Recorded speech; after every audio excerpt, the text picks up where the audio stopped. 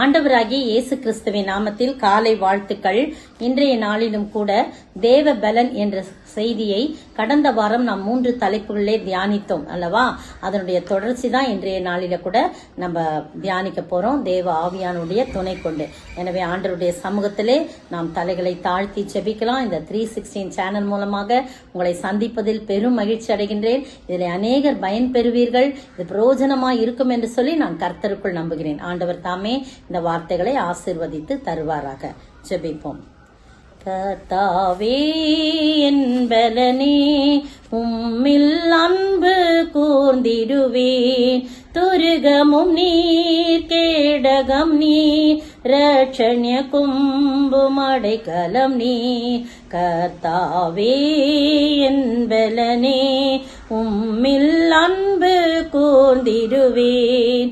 மரணத்தின் கட்டுகள் சூழ்ந்த போதும், துச்சன பிரவாகம் புரண்ட போதும், நெருக்கத்தின் மத்தியில் குரல் எழுப்ப, நெருக்கத்தின் மத்தியில் குரல் எழுப்ப உருக்கமாய் வந்து உதவி செய்தார், உருக்கமாய் வந்து உதவி செய்தார். கர்த்தாவே என் பலனே, உம்மில் அன்பு கூர்ந்திடுவேன். பலத்தினால் என்னை இடை கட்டி, மான்களின் கால்களை போலாக்கி, நீதியின் சால்வையை எனக்கு தந்து, நீதியின் சால்வையை எனக்கு தந்து, உயர்தலத்தில் என்னை நிறுத்துகின்றார், உயர்தலத்தில் என்னை நிறுத்துகின்றார். கர்த்தாவே என் பலனே, உம்மில் அன்பு கூர்ந்திடுவேன். துருகமும் நீர், கேடகம் நீர், ரட்சண்ய கொம்பும் அடைக்கலம் நீ. ஸ்தோத்திரிக்கிற ஆண்டவரே, துதிக்கிற ராஜா, நீங்க தான் எங்க துருகம், நீர்தான் என் அடைக்கலம், நீர்தான் எங்கள் கேடகம் ஆண்டவரே. நீர் பலன், எங்களுடைய பலன் நீர்தான் ஆண்டவரே.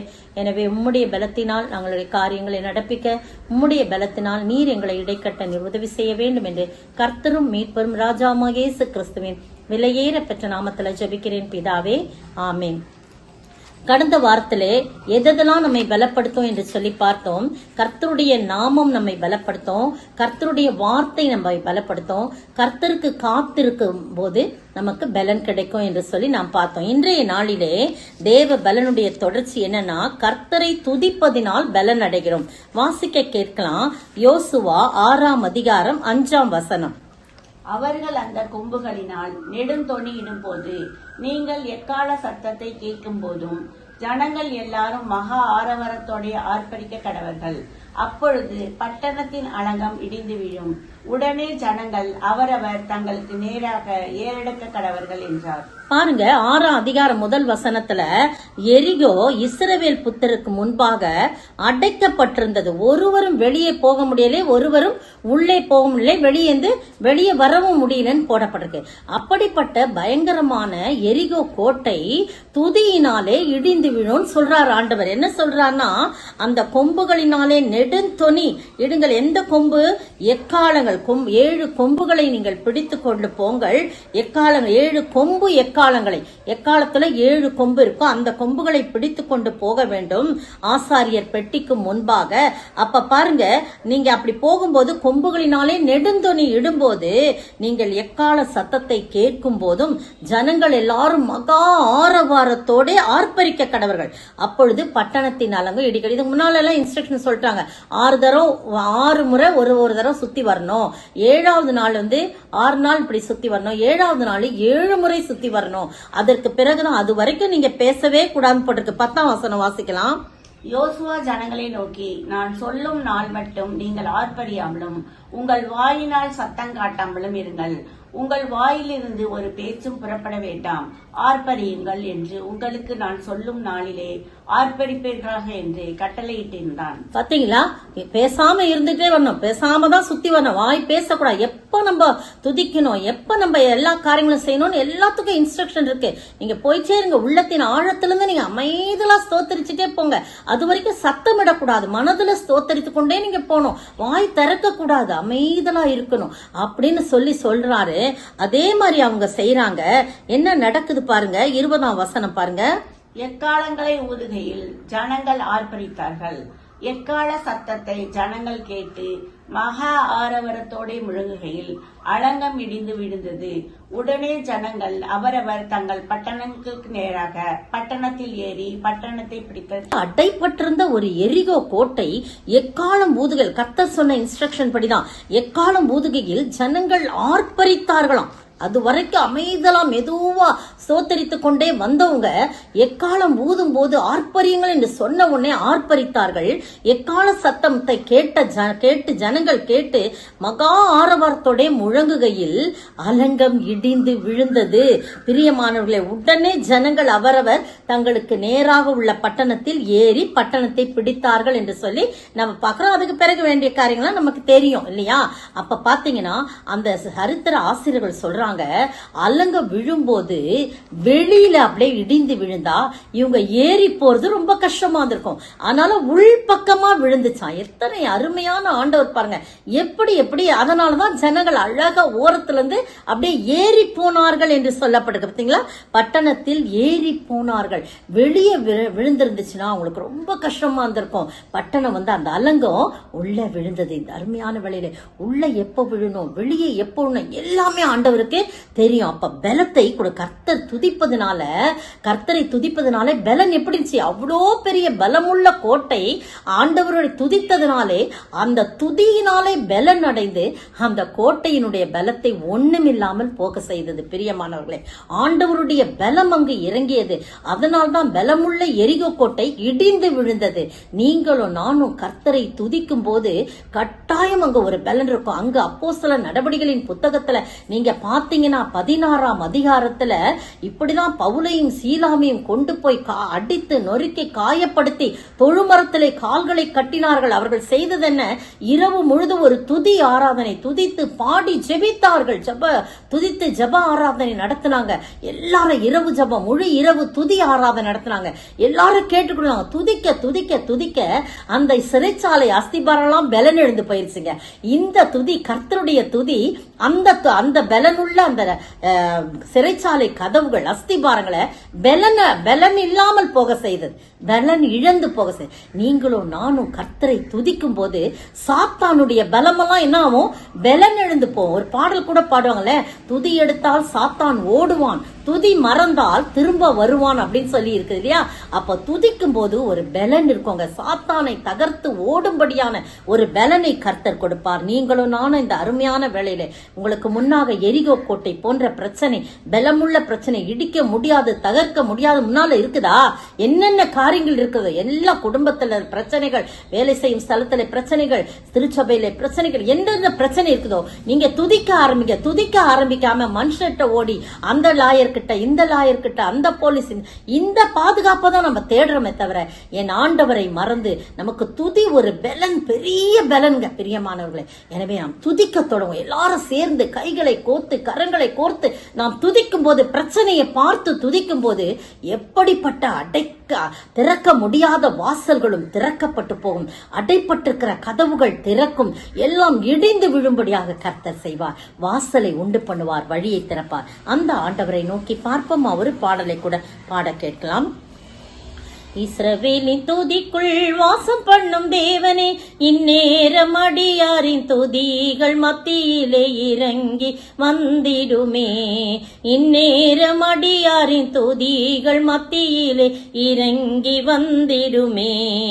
இஸ்ரவேலின் காலம் மகா 6 வாரத்து முழக்கத்தின் மேல் எரிகோவின் அலங்கம் விழுந்தது போல் இப்போ சத்ருவின் கோட்டைகளை இடித்து தகர்த்திடுமே, இடித்து தகர்த்திடுமே. இஸ்ரவேலின் துதிக்குள் வாசம் பண்ணும் தேவனே, இந்நேரம் அடியாரின் துதிகள் மத்தியிலே இறங்கி வந்திடுமே. எவ்வளவு அருமையான பாடல் பாத்தீங்களா? இஸ்ரவேலின் எக்காலம் மகா ஆரவாரத்து முழக்கத்தை போல எரிகோ முழக்கத்தின் மேல் என்னாகுமா? எரிகோ கோட்டை இடிந்து விழும், அலங்கம் விழுந்தும். இப்போ சத்ருவின் கோட்டைகள் தகர்த்துறோம். நீங்களும் நானும் துதிக்கும் போது பாருங்க, இந்த ஜனத்தை எனக்கென்று ஏற்படுத்தினேன், இவர்களின் துதியை சொல்லி வருவாள். எவ்வளவு நம்ம மேல ஒரு நம்பிக்கையோட நம்மளை படைச்சார் இல்லையா? ஆனா நம்மள துதிக்க மறந்து போறோம். மனுஷரெல்லாம் போய் புகழ்ந்து கொண்டிருக்கிறோம், மனுஷரெல்லாம் போய் துதித்து கொண்டிருக்கிறோம். நீங்க அப்படி நல்லவங்க, இப்படி நல்லவங்க, உங்களை போல உண்டான் போலாம். அவங்கெல்லாம் போயிருவாங்க, அவங்கெல்லாம் போயிருவாங்க. என் ஆண்டவர் மட்டும்தான் நிலையான. அவரை துதித்து பாட, புகழ்ந்து பாட, அதன் மூலம் எரிகோ கோட்டை இடிந்து விழும்படியாக கர்த்தர் கிருபை செய்வார். ஒரு தேவ பலன் நமக்குள் வரும். இரண்டாவது பார்க்கலாம், கிருபையினாலே பலன் பெறுறோம். 2 கொரிந்தியர் 12:9 வாசிக்க கேட்கலாம். அதற்கு அவர், என் கிருபை உனக்கு போதும், பலவீனத்திலே என் பலன் பூரணமாய் விளங்கும் என்றார். ஆகையால் கிறிஸ்துவின் வல்லமை என் மேல் தங்கும்படி என் பலவீனங்களை குறித்து நான் மிகவும் சந்தோஷமாய் மேன்மை பாராட்டுவேன். மேன்மை பாராட்டுதல குறித்து சொல்லிக்கிட்டே இருக்கிறார் பவுலு. அப்ப என்ன சொல்றாருன்னா, அவருக்கு சரீரத்துல அந்த ரொம்ப மேன்மையா பாராட்டிடுவாரு. என்னுடைய மேன்மை நிமித்தம் என்னை நான் உயர்த்தாதபடிக்கு என்னுடைய சரீரத்திலே ஒரு முள் கொடுக்கப்பட்டிருக்கிறது. அந்த மாம்சத்திலேன்னு சொல்றாரு. எங்க முள்ளுன்னு தெரியல. சில பேர் கண்ணுலன்னு சொல்றாங்க. அவருக்கு சரியா பார்வை, அந்த பார்வை போச்சு பாத்தீங்களா?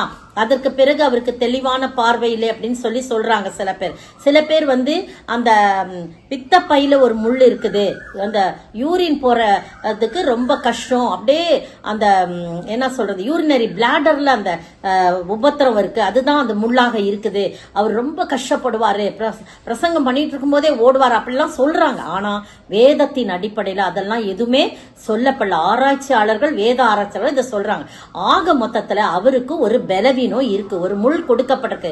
என்னை விட்டு நீங்கும்படி நான் ஆண்டவர்ட்ட 3 தரம் நான் வேண்டினேன். அது என்னை குட்டும் சாத்தானின் தூதனாய் இருக்கிறது என்று சொல்லி 7ஆம் வசனத்துல போடப்பட்டிருக்குது. 7ஆம் வசனத்துல, அன்றியும் எனக்கு வெளிப்படுத்தலுக்குரிய மேன்மை நிமித்தம் நான் என்னை உயர்த்தாதபடிக்கு என் மாம்சத்திலே ஒரு முள் கொடுக்கப்பட்டிருக்கிறது. என்னை நான் உயர்த்தாதபடிக்கு அது என்னை குட்டும் சாத்தானின் தூதனாயிருக்கிறது. என்னை விட்டு நீங்கும்படி 3 தரம் நான் கர்த்தரிடத்துல வேண்டினேன். அதற்கு அவர், என் கிருபை உனக்கு போதும், உன் பலவீனத்திலே என்னுடைய பலன் பூரணமாய் விளங்கும் என்று சொல்லி சொல்லப்பட்டிருக்கு. பாருங்க, ஆண்டவர் சொல்லிடுறாரு, அப்பா அந்த முள்ளு பாட்டுக்கு இருக்கட்டும்பா, அது பாட்டுக்கு இருக்கட்டும், ஆனா என் கிருபை உனக்கு போதும், உன்னுடைய அந்த பலவீனத்திலே என்னுடைய பலன் பூர்ணமாய் விளங்கும் அப்படின்னு சொல்லிடுறாரு.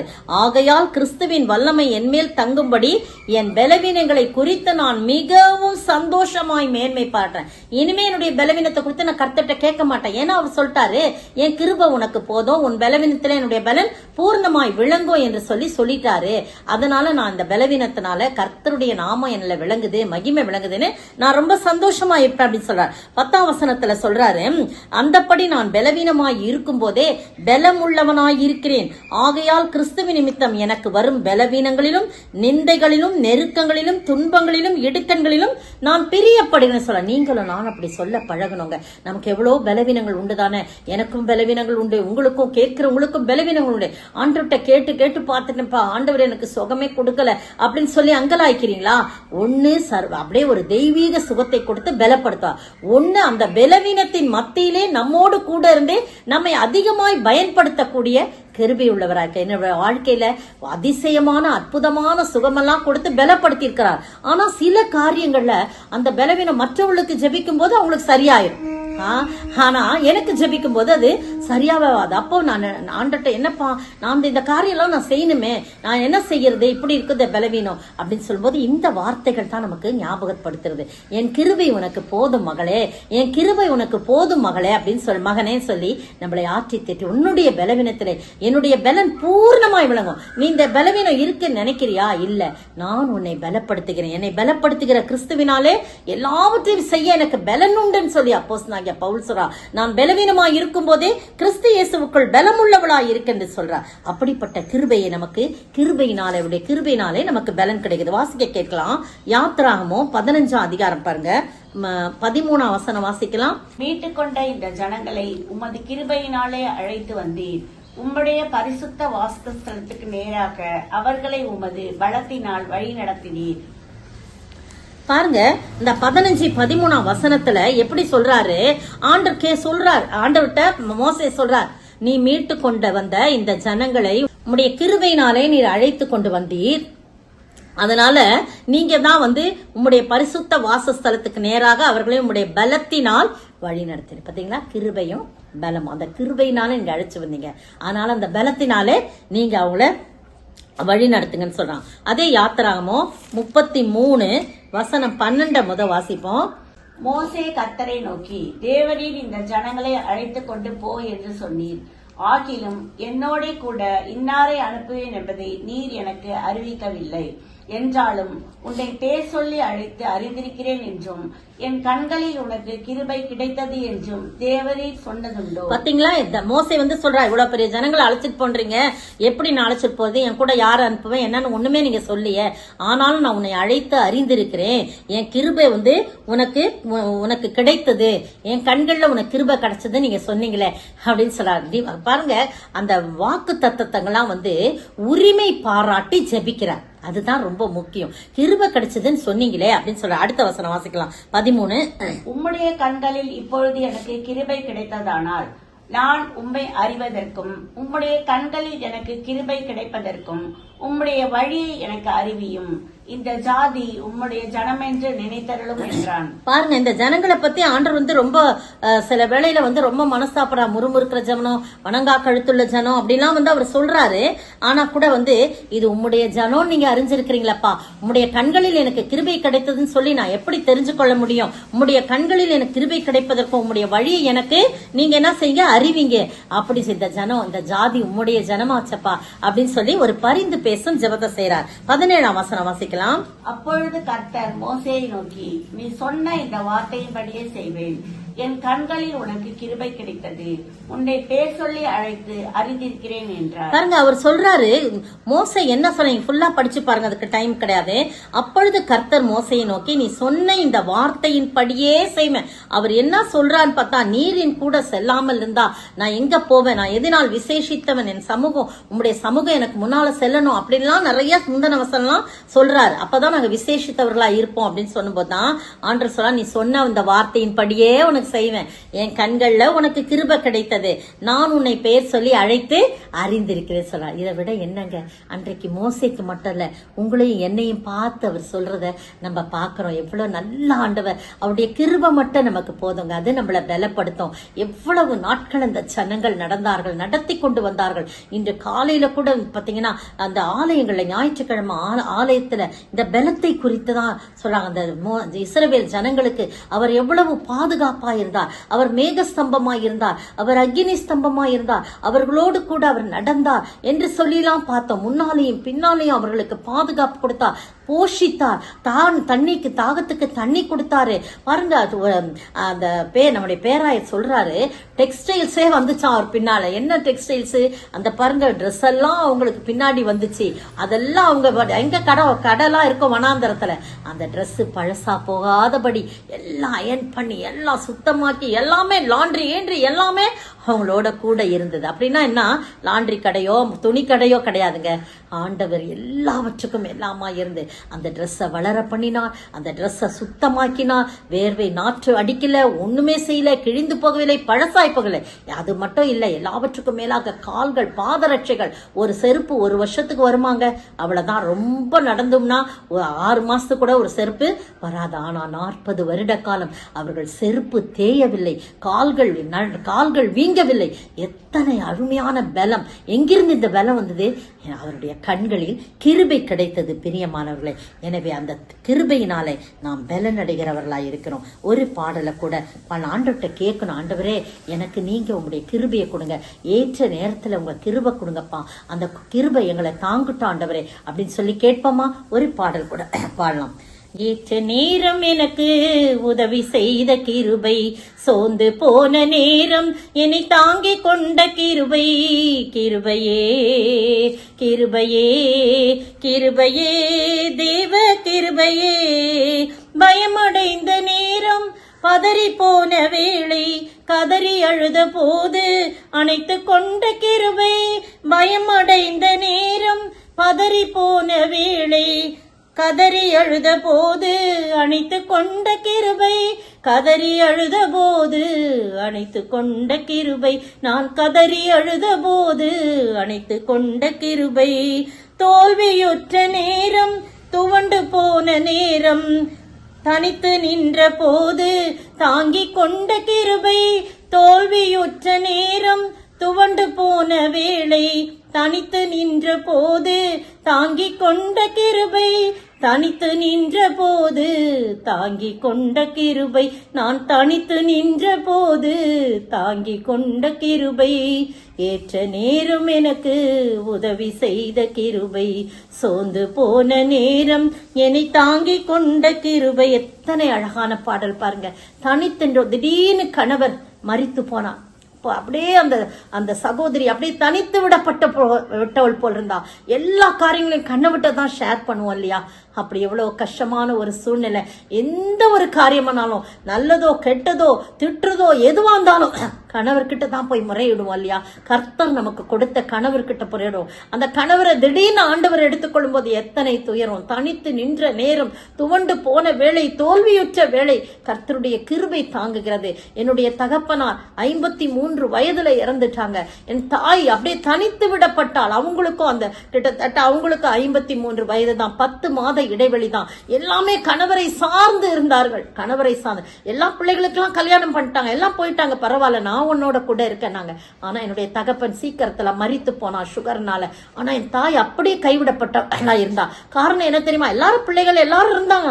ஆனா அங்க மட்டும்தான் ஷேரிங் இருக்கும் இல்லையா? பிள்ளைகிட்ட கூட சொல்லாத காரியம் கணவன்கிட்ட சொல்லுவாங்க. எல்லா வெளி வேலைகள் எல்லா வேலைகளையும் தகப்பனார் செய்வாங்க. அம்மா வீட்டுல இருந்துட்டு வேலைக்கு போவாங்க, வீட்டுக்கு வருவாங்க, சமையல் சூப்பரா செஞ்சு கொடுப்பாங்க விதவிதமா.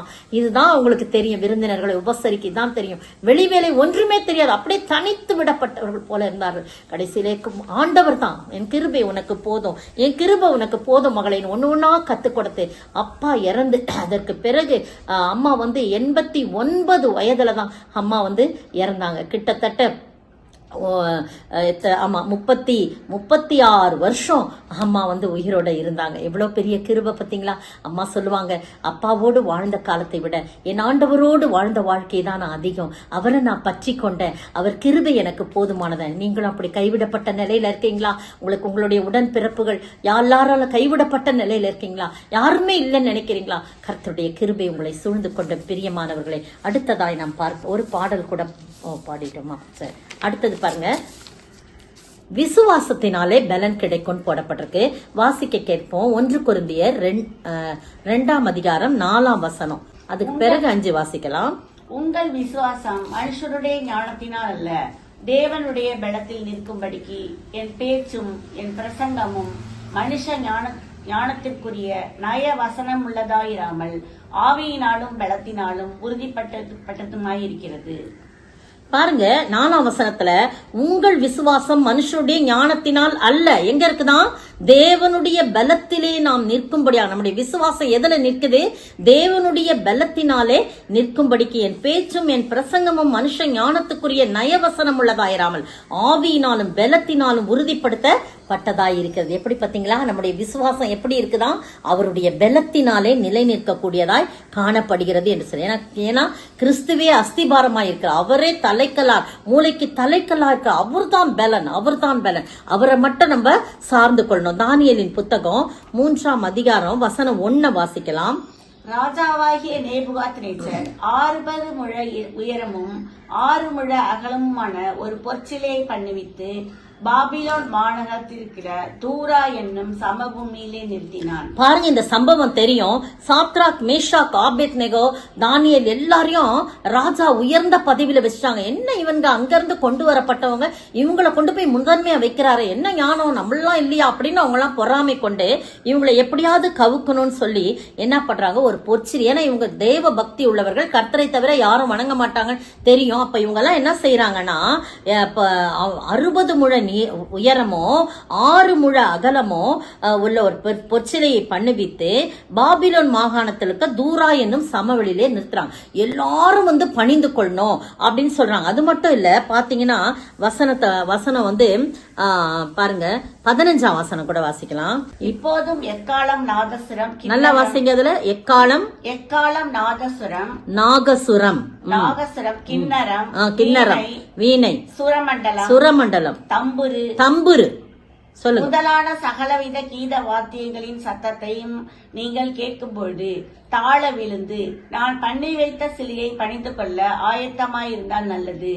பணிந்து கொள்ளாமல் இருந்தார்களாகில் அந்நேரமே எரிகிற அக்கினி சூளையின் நடுவிலே போடப்படுவீர்கள். உங்களை என் கைக்கு தப்ப வைக்க போகிற தேவன் யார் என்றார். பாருங்க, இந்த ராஜா வந்து நேபுகாத் நேச்சாரு பாருங்க 60 முழ உயரம். இதை நல்லா கவனிக்கணும். இது எதற்கு ஒப்பிடப்படணும்? 60 முழம் பிளஸ் 6 66 ஆயிடுதா. அதுக்கு பிறகு பாருங்க அந்த எக்காலம் நாகசுரம்னா பாம்புக்காக ஊதப்படுற சுரம். நான் கூட முன்னாடி நாதசுரம் தான் நினைச்சுட்டு இருந்தேன். ஆனா அதை படிக்கும் போது நாகசுரம், இதெல்லாம் பாம்பு ஓட்டுறாங்க, பாம்பாட்டிகள் இருக்காங்க இல்லையா, அவங்க அந்த ஒரு இது மாதிரி வச்சு இப்படி ஊதுவாங்க. அதுல ஊதுற சுரம் தான் நாகசுரம். அப்போ இவன் வந்து நாதசுரத்துல ஊதல, எக்காலம் நாகசுரம், கிண்ணறம், அந்த வாத்திய கருவிகள் எத்தனை பாருங்க, 6 விதமான வாத்திய கருவிகள் இருக்கு. அப்போ 66 இங்க வந்துருது, அங்க ஒரு 6 666. இது அந்தி கிறிஸ்துவின் சிலை, அந்தி கிறிஸ்துவின் ஆவிய இது குறிக்குது. அதை தான் வணங்க சொல்றாரு ராஜா மறைமுகமா. அவங்களுக்கு தெரியாது, இவங்களுக்கு தெரியும்ன்றது அவங்களுக்கு தெரியாது. மறைமுகமான இந்த சிலை வணக்கத்தை 666 என்று சொல்லக்கூடிய அந்தி கிறிஸ்துவின் ஆவியை வணங்க மாட்டோம் இவங்க சொல்லிடுறாங்க. பாருங்க, உடனே அவர் சொல்றாரு, நாங்க அந்த 6 ஸ்வரத்தையும் ஊதுவோம், உடனே நீங்க விழுந்து பணியணும். அப்படி பணியாவிட்டால் என்ன நடக்கும்? அக்கினி சூளைக்கு போடப்படுங்க. அப்ப இவங்க எவ்வளவு தைரியமா, சாத்ராக், மேஷாக், ஆபேத் நேகோ என்பவர் விசுவாசமா ராஜாவை நோக்கி, நேபுகாத் நேச்சாரே, இந்த காரியத்தை குறித்து உமக்கு உத்தரவு சொல்ல எங்களுக்கு அவசியம் கிடையாது. இது அவங்கவுங்க பர்சனல், யாரை வேணாலும் கும்பிடலாம். நீங்க சொல்லி நிறுத்தி வச்ச சிலையை நாங்க கும்பிடணும்னு உங்களுக்கு உத்தரவு சொல்ல எனக்கு அவசியம் இல்லை. நாங்கள் ஆராதிக்கிற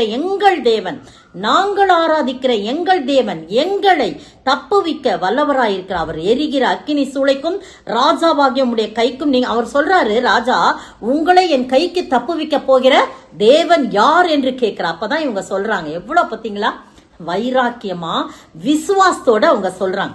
அப்படியே விடுவிக்காம போனா கூட இந்த சிலையை நாங்க வணங்கவும் சேவிக்கவும் மாட்டோம் என்பது ராஜாவாகிய உமக்கு தெரிந்திருக்க கடவுள். கோவம் வந்துருது ராஜாவுக்கு. அதெல்லாம் நமக்கு அந்த கதை சம்பவம் எல்லாம் தெரியும். கோவம் வந்துருது, 7 மடங்கு சூழ ஜாஸ்தி ஆயிடுது. அப்போ நல்லா பலசாலிகளான ராணுவ வீரர்களான நிறைய பேர் வந்து அவங்கள வந்து கட்டி நிஜார்களோடும் பாய்களோடும் கைத்துல கட்டி அங்க கொண்டு போய் அந்த அக்கினி சூழ 7 மடங்கு சூடாக்கப்படுது. கிட்டக்க போக முடியாது. அவங்கள கொண்டு போன புருஷர்களை அது கொன்று போட்டது அப்படின்னு 22ஆம் வசனத்துல நம்ம வாசிக்கிறோம். நீங்க வாசித்து பாருங்க. கொண்டு போன புருஷர்களை கொன்று போட்டதான் அப்படி அந்த அக்கினி சூடாக்கப்படுது. ஆனா பரத்திலிருந்து வந்த அக்கினி, ஆண்டவர் என்னை விடுவிப்பார் என்று சொன்னாங்க பாத்தீங்களா. நாங்க வணங்க மாட்டோம்னு ஒரு வைராக்கியமா விசுவாசமா இருந்தாங்க பாத்தீங்களா. அதனால வானத்திலிருந்து அக்கினி இறங்கி வந்தது. பிரியமானவர்களே, இந்த உலக பிரகாரமான பயங்கரமான அக்கினி அவித்து போட்டு அதை ஒரு ஏசி அறையாய் மாற்றியது. அந்த அக்கினிக்கு ஒரு மூளையை கொடுத்தார் ஆண்டவர் பாத்தீங்களா. அந்த அக்கினி என்ன செஞ்சுச்சு, அவங்க கட்டி இருந்த கயிறை மட்டும் நுனிய மட்டும் அறுத்து அவங்களை விடுவிச்சுது. அது மட்டும் தான். அதுக்கு மூளை எங்க இருக்கு? நமக்கு மூளை எங்கன்னா மண்டையில காட்டுவோம் இல்லையா. ஆனா அக்கினிக்கு மூளையை கொடுத்திருக்கிறார் ஆண்டவர். அழகா போய் அதை மட்டும் டச் பண்ணிட்டு வா அப்படின்னு சொன்னாதான் அக்கினியே கல்மழையே அவர் சொல்படி செய்யும் பெருங்காற்றன்னு சொல்றோம்ல. 149ஆம் சங்கீதத்துல 149ஆம் சங்கீதத்துல எல்லாம் அது சொல்லப்பட்டிருக்கு. அப்படியா? அப்படி 148ஆம் சங்கீதத்தை நீங்க வாசித்து பாருங்க. ஆமா, எல்லாமே இயற்கையெல்லாம் அவருக்கு கீழ்ப்படிதுன்னு சொல்லப்பட்டிருக்கு. அதே மாதிரி இந்த அக்கினி அதுக்கு மட்டும்தான் பேலன்ஸ் செய்ய முடிஞ்சது தவிர, ராஜா போய் பாக்குறாரு, தீவிரமாய் பிரமித்து அவர் ஆச்சரியம் கொண்டு, நீங்க வாங்க எல்லாம் வாங்கன்னு சொல்லி தூரத்துல இருந்து பாக்குறாரு. நான் போட்டது 3 பேர் அல்லவா, 4வது நபர் ஒருவர் சுத்தி கொண்டிருக்கிறார் பாருங்க, உலாவி கொண்டிருக்கிறார், அவருடைய சாயல் தேவனுடைய சாயலா இருக்கிறது என்று சொல்லி சொன்ன உடனே அது பாத்தீங்கன்னா அவங்க பாக்குறாங்க. அவங்க ஆராதித்த ஆண்டவர் பெரியவர், அவங்க விசுவாசித்தாங்க, அவங்க நம்பிக்கையா இருந்தாங்க, அவங்க தேவன் மேல அவங்க நம்பிக்கையா இருந்தாங்க அப்படின்னு சொல்லி அவரே சொல்றார். அப்பொழுது நேபுகாத் நேச்சார் வசனித்து, சாத்ராக் மேஷாக் ஆபேத்நேகோ என்பவருடைய தேவனுக்கு ஸ்தோத்திரம், அவர்கள் தங்களுடைய தேவனை தவிர வேறொரு தேவனையும் சேவித்து பணியாமல் அவரையே நம்பி அவரையே விசுவாசித்து என் கட்டளையை தள்ளி தங்கள் காரியங்களை ஒப்பு கொடுத்ததினால் தமது தூதனை அனுப்பி அவர்களை பாதுகாத்தான் சொல்லலாம். எனவே பிரியமானவர்களை, விசுவாசத்தினாலே பலன் கிடைக்கும். பரம அக்கினி, வானத்திலிருந்த அக்கினி இந்த உலக பிரகாரமான அக்கினியை அவிழ்த்து போட்டது. உங்களுக்கும் எனக்கும் அப்படி அவிழ்த்து போட எத்தனை சத்துருக்கள் நமக்கு எதிராக வந்தாலும், பலவிதமான வரும் காலம் அப்படி இருக்கும். நீங்க இயேசுவத்தை வணங்கக்கூடாது, உங்களுக்கு கையில முத்திர குத்தணும், ஒத்துக்காதீங்க. மறுச்சாலும் பரவாயில்ல, அடுத்த நிமிஷம் நம்ம எங்க போயிருப்போம். பயப்பட வேண்டாம், பயப்பட வேண்டாம். இந்த 666 காலங்கள்லாம் வரப்போகுது. நம்மளுக்கு கையில சிப்பு குத்துறேன், அதை குத்துறேன், இது இல்லைன்னா உங்களுக்கு ஒண்ணுமே பரவாயில்ல. நீங்களும் நானும் ஆண்டவருக்காய் வைராக்கம் என்று மரித்த அடுத்த செகண்ட்ல ஆண்டவருடைய மடியில போய் உட்காருவோம். இது ஒண்ணுதான் நமக்கு நம்பிக்கை, வேற எந்த நம்பிக்கையும் இல்லை. எனவே விசுவாசத்தினாலே அவர் பலன் கொடுப்பார், பலன் கொடுக்க வல்லவராய் இருக்கிறார். ஒரு பாடல் கூட பாடலாம். அக்கினி சூளையிலே நின்ற எம்மை தெய்வமே, விசுவாசத்திட மனதும் என்றென்றும் தந்தருளும் என் இயேசுவே, நான் என்றும் முந்தன் சொந்தம் என் ராஜனே, அனுதினமும் வழி நடத்தும். கடைசியாக ஜபத்தினாலே தேவ பலன். சங்கீதம் 138:3 வாசிக்கலாம், நேரம் கடந்திருக்கிறது. சங்கீதம் 138:3. நான் கூப்பிட்ட நாளிலே எனக்கு மறு உத்தரவு அருளினீர், என் ஆத்மாவிலே பலன் தந்து என்னை தைரியப்படுத்தினீர். பாத்தீங்களா? நான் கூப்பிட்ட நாளில், திரும்ப வாசிங்க, நான் கூப்பிட்ட நாளில் என்னை பலப்படுத்தினீர். இல்லையா? எவ்வளவு அருமையான, கூப்பிட்ட ஒண்ணு அவரு பலப்படுத்துற ஆண்டவரா இருக்கு. அடுத்த பகுதி என்ன சொல்லுது? ஆத்மாவிலே பலன் தந்து தைரியப்படுத்துங்க. தைரியம், பலம் எல்லாம் ஒண்ணுதாங்க. லூக்கா எழுதின சுவிசேஷம் 22ஆம் அதிகாரத்துல பாத்தீங்கன்னா அங்க ஒரு காரியம் சொல்லப்பட்டிருக்கு. என்ன காரியம்? 40 முதல் 43 வசனங்கள்ல அந்த காரியம் இருக்கு. 43ஆம் வசனம் மட்டும் வாசிங்க. அப்பொழுது வானத்தில் இருந்து ஒரு தூதன் தோன்றி அவரை பலப்படுத்தினான். பாருங்க என்ன அப்படின்னா, ஆண்டவர் கடைசி நேரத்துல இந்த கெத்சமனே தோட்டத்துல போய் ஜெபிக்கிறார். அப்ப இவங்க எல்லாம் சீஷர்கள்லாம் தூங்குறாங்க. 2 தடவை போய் எழுப்பி விடுறார். 3வது அப்படியே அவர் என்ன பண்றாரு? ஜெபிக்கிறார். பாருங்க, அவர்களை விட்டு கல்லறி தூரம் அப்புறம் போய் முழங்காற்பட்டு, பிதாவே உமக்கு சித்தமானால் இந்த பாத்திரம் என்னை விட்டு நீங்கும்படி செய்யும், ஆயினும் என்னுடைய சித்தம் அல்ல உம்முடைய சித்தத்தின்படி ஆக கடவுள் என்று ஜெபம் பண்ணினார். அப்பொழுது வானத்திலிருந்து ஒரு தூதன் அவரை பலப்படுத்தினார். எவ்வளவு பாருங்க, அவர் நெற்றி வேர்வை நிலத்திலே ரத்தத்தின் பெருந்துளிகளாய் விழுந்தது. அப்படி ஜெபம் பண்றார். அப்படி ஜெபம் பண்ணும்போது அவர் தூதன் வானத்திலிருந்து இறங்கி அவரை பலப்படுத்தினான். நீங்களும் நானும் ஜெபம் பண்ணும்போது எந்த காரியத்தை குறித்து ஜெபம் பண்ணா கட்டாயம் ஒரு விடுதலை உண்டு. ஒருவேளை நாட்கள் கடக்கலாம். வேல்ஸ் நகரத்துல மிஷனரி இவான்ஸ் ராபர்ட் என்பவர் 17 வயது வாலிபனாய் இருந்தார். தன்னுடைய தேசத்துக்கு ரட்சிப்புக்காக, எழுப்புதலுக்காக இப்படியே கிடக்குது என்னுடைய தேசம் என்று சொல்லி மிகுந்த வேதனையோடு ஜெபித்துக் கொண்டிருந்தார். அறை கதவை சாத்தி கொண்டு அவங்க அம்மா கொண்டு சாப்பாடு வைப்பாங்க. அப்பா தம்பி சாப்பிட்டுட்டு ஜெபம் பண்ணுப்பா, உனக்கு பலன் இருக்கும். காலை சாப்பாடு அப்படின்னு மத்தியானம் கொண்டு வந்து வைப்பாங்க. அம்மா தயவு செஞ்சு விடுங்க, நான் ஜெபிக்கணும், என்னுடைய தேசத்துக்காய் நான் ஜெபிக்கணும், தேசம் ரொம்ப அக்கிரமத்தினால இருக்கிறது, என் தேசம் இயேசுவுக்காய் மாற வேண்டும் சொல்லி உபவாசித்து அவ்வளவு நாள் ஜெபித்தா. அப்ப திடீர் என்ற ஆண்டவர் அவரிடத்துல என்ன சொல்றா? நீ போய் இந்த சர்ச்சில் நீ பிரசங்கம் பண்ணு அப்படின்னு சொல்றார். உடனே அவன் போறான். அவர் போறார். போய் அந்த போதகர்கிட்ட பெர்மிஷன் கேட்கறாங்க. பெர்மிஷன் கேட்டு நான் இந்த மாதிரி ஆண்டவர்கிட்ட ஜெபம் பண்ண, ஆண்டவர் எனக்கு இதை சொன்னா தாராளமா பண்ணுப்பா, ஒரு 10 பேர் தான் இருப்பாங்க, நீ பண்ணிக்கோ அப்படின்னு சொல்லி சொல்றாரு. அவரு ஒரு விசுவாசம் இல்லாம சொல்றார். ஆனா இவரோ ஜெபத்தின் வல்லமை உணர்ந்து நல்ல பிரசங்கம் பண்றார். பாருங்க, காலையில 7:30 மணிக்கு அப்படியே அங்க அக்கினி இறங்கியதை அவர்கள் உணர்ந்தார்கள். 10 பேர் அப்படியே கொஞ்சம் கொஞ்சமா 6 மாதத்துல 1,50,000 பேர் அந்த இடத்துல கொண்டாங்க. மதுபான கடைகள்லாம் மூடப்பட்டது. நிறைய காரியங்கள், நிறைய அக்கிரமமான காரியங்கள்லாம் அடைப்பட்டது. பிரியமானவர்களே, அங்க வேல்ஸ் நகரத்துல ஒரு பெரிய எழுப்புதல் தீ உண்டானது. நீ ஒரு தனிப்பட்ட மனிதன், 17 வயது நிரம்பிய ஒரு வாலிபன் ஜெபிக்கும் போது அங்க ஒரு பலன், தேவ பலன் எப்படி அக்கினியா இறங்கியதோ, நீங்களும் நானும் ஜெபிக்கும் போது நம்முடைய சபைகள் எழுச்சி அடையும். பிரியமானவர்களே, விசுவாசத்தோடு நம்பிக்கையோடு ஜெபத்தின் வல்லமையை நாம் உணர்ந்து நாம் ஜெபிக்கும் போது கட்டாயம் அங்கு ஒரு அற்புதம் நடக்கும்.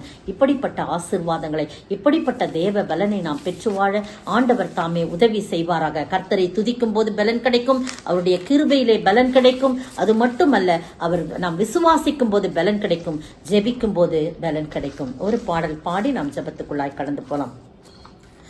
எதை குறித்தும் கவலைப்படாமல் எல்லா விண்ணப்பமும் ஏறிடுங்கள் என்றும் சோத்திர ஜப வேண்டுதலோடு இப்போ எல்லா புத்திக்கும் மேலான சமாதானமீந்திடுமே, சமாதானமீந்திடுமே. ஸ்தோத்திரிக்கிற ஆண்டவரே, துதிக்கிற ராஜா, எல்லா புத்திக்கும் மேலான தேவ சமாதானம் எங்களுக்குள் இறங்க வேண்டும் என்றால் சொன்ன ஆண்டவரே, நாங்கள் ஸ்தோத்திரத்தோடு ஜெபிக்க உதவி செய்ய வேண்டுமாய் ஜெபிக்கிறோம். எதெல்லாம் தேவ பலன் எங்களுக்கு கிடைக்கும் என்று கேட்டுக்கொண்டிருக்கிற ஒவ்வொரு மக்களுக்கும் ஒவ்வொரு விதத்திலே பலன் தேவையாய் இருக்கிறது ஆண்டவரே.